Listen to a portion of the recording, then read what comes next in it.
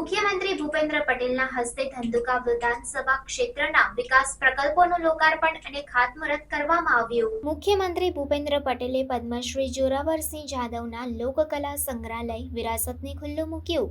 મુખ્યમંત્રી ભૂપેન્દ્ર પટેલે ધંધુકાના આકરુ ગામે નિર્મિત પદ્મશ્રી જોરાવરસિંહ જાદવના લોકકલા સંગ્રહાલય વિરાસતને ખુલ્લું મૂક્યું હતું। આ સંગ્રહાલયમાં પ્રાચીન ચીજવસ્તુઓ અને ખ્યાતનામ ચિત્રકારોની કૃતિઓ નિહાળી મુખ્યમંત્રીએ ખુશી વ્યક્ત કરી હતી। આ પ્રસંગે આયોજિત સન્માન સમારોહમાં સંબોધન કરતા મુખ્યમંત્રીએ જણાવ્યું હતું કે કોઈ પણ સંસ્કૃતિના અસ્તિત્વ માટે વિરાસતનું જતન ખૂબ જ મહત્વનું છે। વડાપ્રધાન નરેન્દ્રભાઈ મોદીએ આપણી વિરાસતનું ગૌરવગાન કરવાની પરંપરા ઊભી કરી છે। વડાપ્રધાનના નેતૃત્વમાં ભારતની લોક સંસ્કૃતિ, ભાષા અને પરંપરાનું વિશ્વભરમાં અભૂતપૂર્વ ગૌરવગાન થઈ રહ્યું છે। આપણી લોકકલા અને ગુજરાતનું ગૌરવ એવા ગરબા વિશ્વ ખ્યાતિ પામ્યા છે, જેનું શ્રેય વડાપ્રધાનને જાય છે, એમ તેમણે કહ્યું હતું।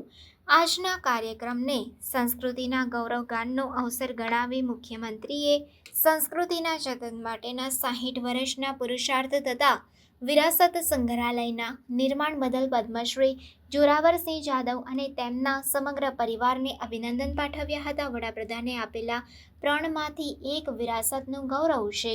આ સંગ્રહાલય લોક સંસ્કૃતિની ભવ્ય વિરાસતની જાળવણીમાં મહત્વનું યોગદાન આપવાની સાથે યુવા પેઢી માટે ચેતનાનું કેન્દ્ર બનશે તેવો વિશ્વાસ તેમણે વ્યક્ત કર્યો હતો।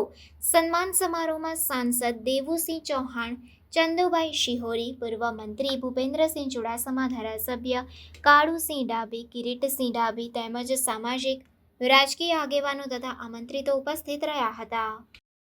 खबरों के लिए चैनल को सब्सक्राइब कीजिए। खबरों का नोटिफिकेशन पाने के लिए बेल आइकॉन को जरूर दबाएं।